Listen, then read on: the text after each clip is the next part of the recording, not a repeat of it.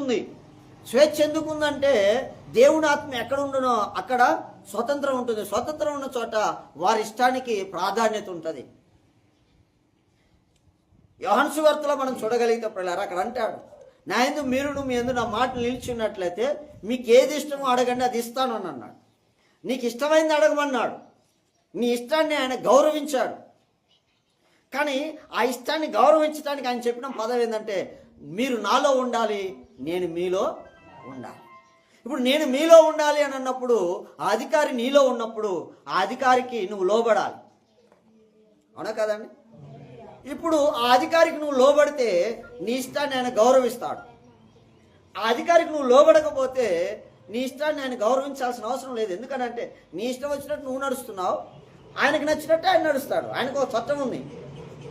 ఆయన చట్టానికి లోబడిన వాళ్ళకి ఆయన న్యాయం చేస్తాడు. కానీ ఆయన చట్టాన్ని ధిక్కరించి వెళ్ళే వాళ్ళకి గురించి ఆయన ఎందుకు ఆలోచిస్తాడు?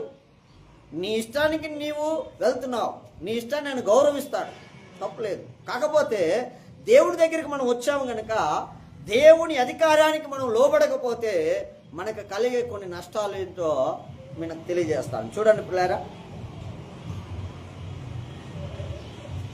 యోహాను సువార్త 19వ అధ్యాయము 11వ వచనాన్ని మనం చదువుకుందాం.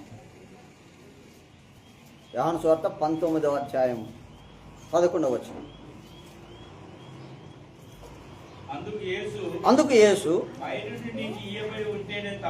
పైనుండి నీకు ఇయ్యబడి ఉంటేనే తప్ప నా మీద నీకు ఏ అధికారమును ఉండదు. నన్ను నీకు అప్పగించిన వానికి ఎక్కువ పాపము కలుగును. చూడండి, అధికారానికి లోబడకపోతే ఏమవుతుందట?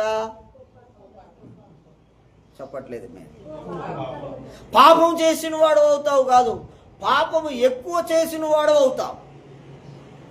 హలో, నేను వ్యభిచారం చేయలేదండి, నేను దొంగతనం చేయలేదండి, నేను నరహత్య చేయలేదండి.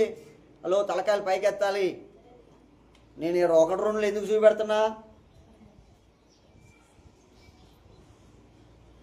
నేను దొంగతనం చేయలేదండి, నేను నరహత్య చేయలేదండి, నేను వ్యభిచారం చేయలేదండి, నేను ఎవరికి మోసం చేయలేదండి, నేను ఎవరిని ఏమనలేదండి, నేను ఎవరిని ఏమనలేదండి, నేను పరిశుద్ధంగా ఉంటున్నాను, నా బతికేదో నేను బతుకుతున్నాను, నా జీవితం ఏదో నేను జీవిస్తున్నాను, నాకు నచ్చింది నేను చేసుకున్నాను, నాకు నచ్చదు నేను చేయకుండా వదిలేస్తున్నాను. పిల్లరా, అధికారమునకు లోబడకపోతే ఇవేవి నువ్వు చేయకపోయినా ఇవన్నీ చేసిన దానికంటే ఎక్కువ